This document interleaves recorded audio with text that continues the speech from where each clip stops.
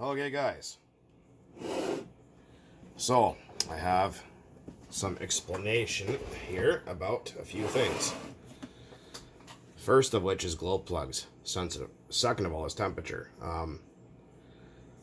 Let's go to temperature first here. I get this question a lot. What temperature should I run?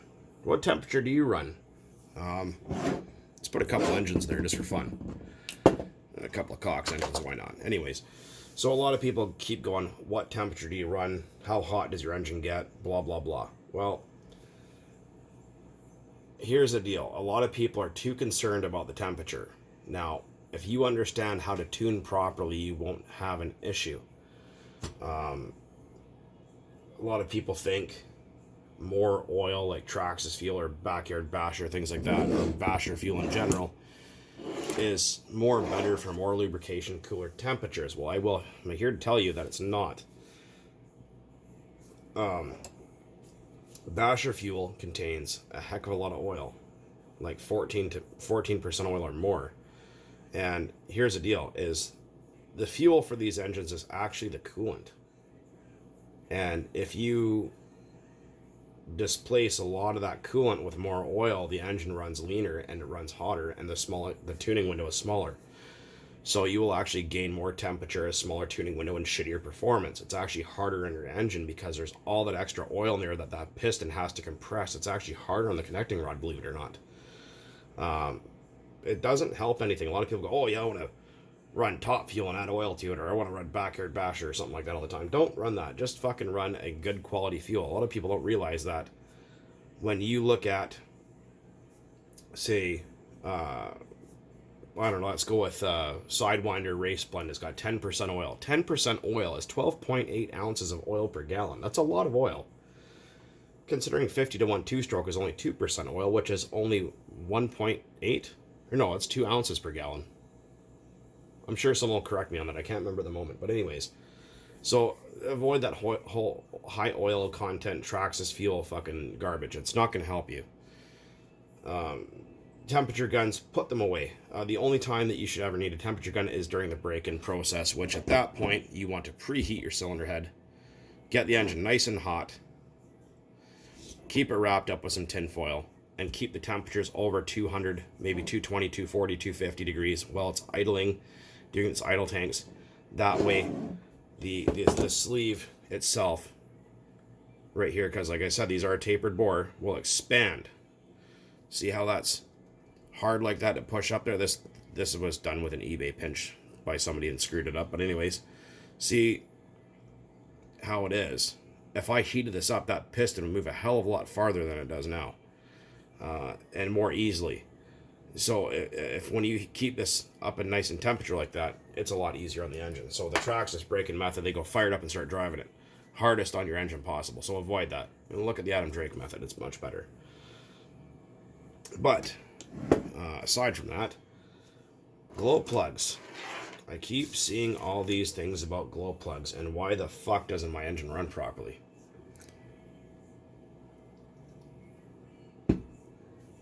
So, had a fella who has the same engine as this. Sorry, but I forget your channel name there. Otherwise, I'd give you a shout out, but I can't remember. I should have researched that first, but I didn't. Maybe next time. Says, shit, man, I went to my hobby shop and I got some OS8 glow plugs, and my XTM 247 doesn't run good.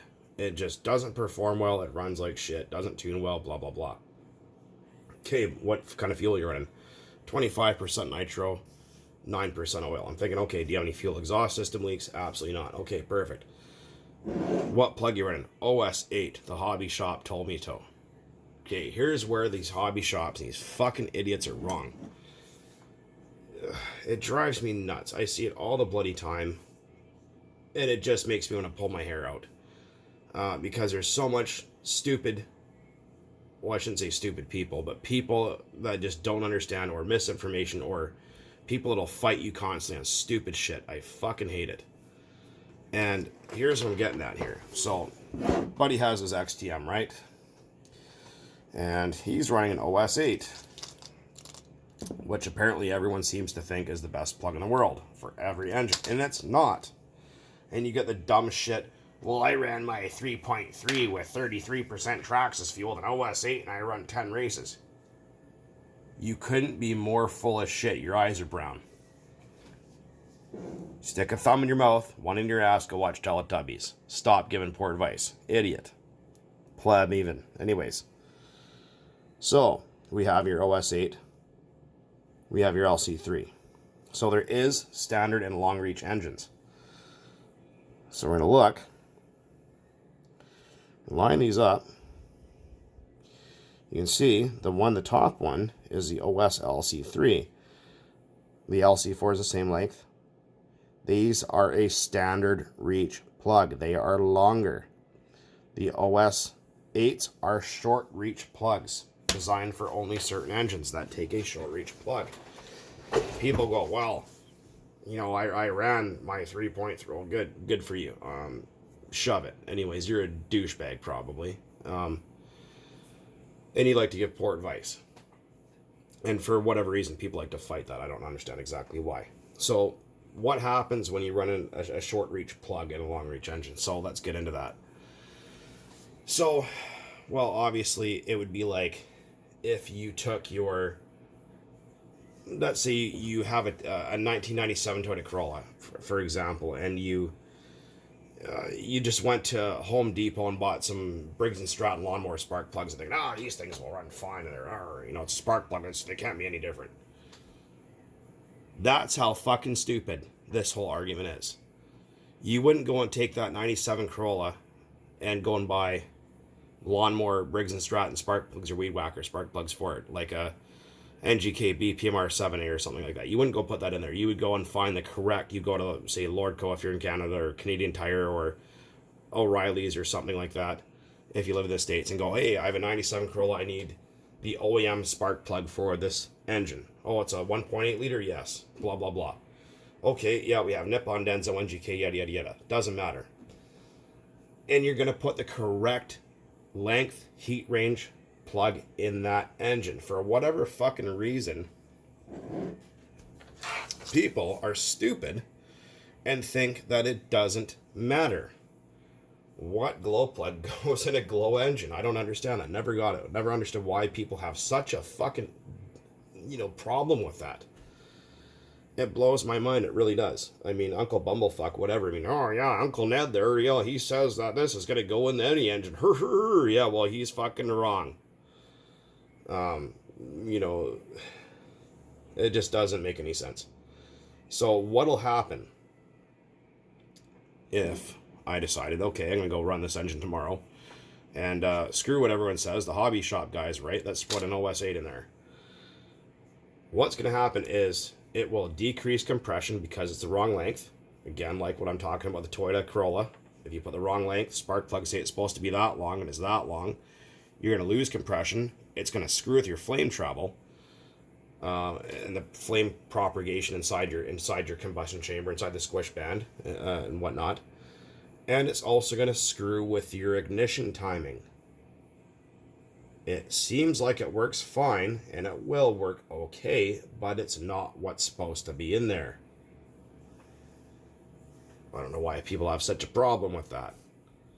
So that's why buddy guy that messaged me about his XTM not running right, is because the hobby shop told him put an OS8 in there and leave it, when in fact he needs an OS LC4 medium or LC3. I can't remember which one exactly, but they're both, well, one's a hot, one's a medium. Doesn't matter.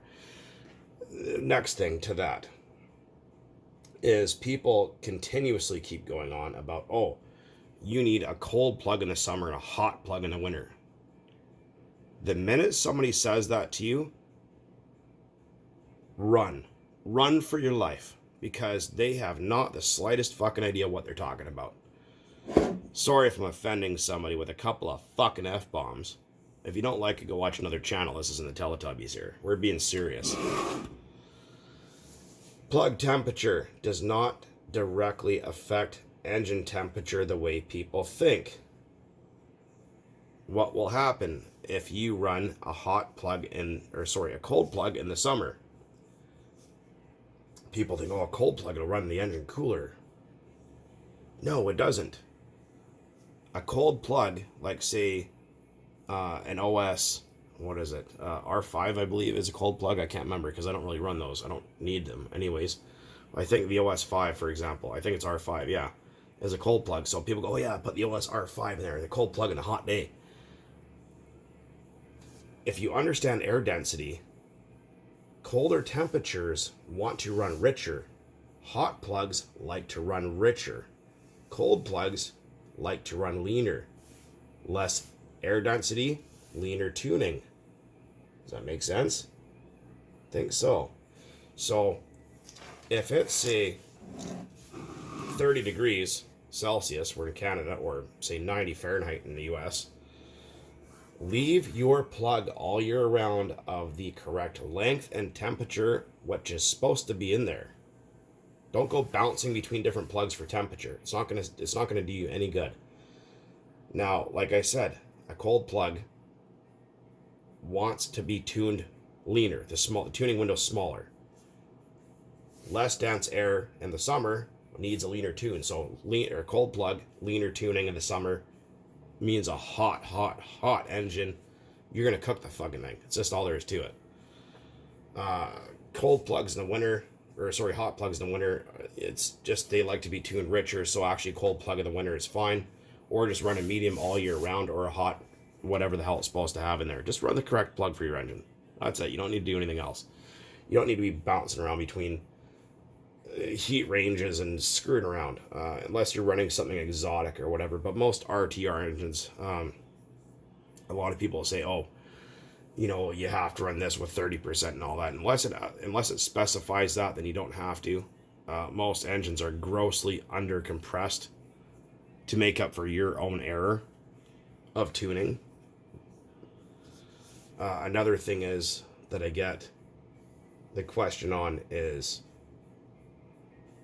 I'm running 20%, I want to run 30, do I have to break my engine in? No, you don't. Or re-break it in, sorry. No, you do not.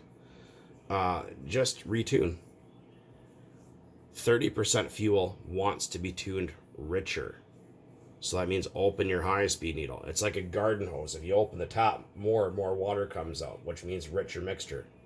You close it, less water, if that makes sense. So with 30%, open it up, maybe half a turn, see where it's at, and keep going until it runs absolutely optimal. Leave the temperature gun alone until it runs perfect. It won't wear your engine out faster like people think it does. If you're putting more fuel, it actually runs cooler, and you're also putting more lubrication through at the same time. So that's bullshit. A lot of people say, oh, well, you know, it's going to kill your engine faster. And, oh, once you switch to 30, you can't switch back to 20. Whoever the hell said that, that baby squirrel guy, or whoever the fuck that other idiot is, don't listen to him. Don't listen to a damn thing those people tell you, because it's fucking false. You guys have seen me run between 0 to 30% back and forth in the same engine with a handmade connecting rod, homemade fucking fuel out of the grocery store.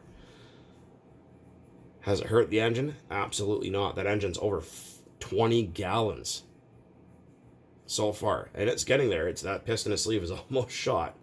So be careful on what you read on the internet or who tells you what, because there's a lot of bullshit out there. The other thing is I'm going to go on here about is people seem to think that running WD-40, oh, spray a ton of WD-40 in the tank, you can run your RC car on WD-40, man. If someone tells you to go running your nitro cars on WD-40, unsubscribe from their channel and block the prick, because guess what? If you go start and run this stuff, it'll destroy your fuel system. It'll eat all the silicone parts. This has no film strength. This is mostly kerosene. It's not going to do you any good other than destroy shit. So if people are telling you to do that, they're an idiot. They're dumb. Stay away. Basically, my whole point here with this video is I'm just sick and tired of seeing these people, especially people commenting, oh, I don't mind if you guys comment, I love it, I love to see all your feedback and whatnot, about people that just post stupid videos and tell you to do things like just, oh, put an OS 8 in it, run more oil, you know, tune it leaner to get the temperature up in the winter, run a cold plug in the summer, all that kind of stuff. It's not true. There's just so much bullshit out there, unfortunately. And this is what really screws up the hobby for a lot of people. You know, it really does, because people end up following these instructions, screwing up their shit, and going, fuck this, I'm going to go electric. At the drop of a hat. I see it all the time.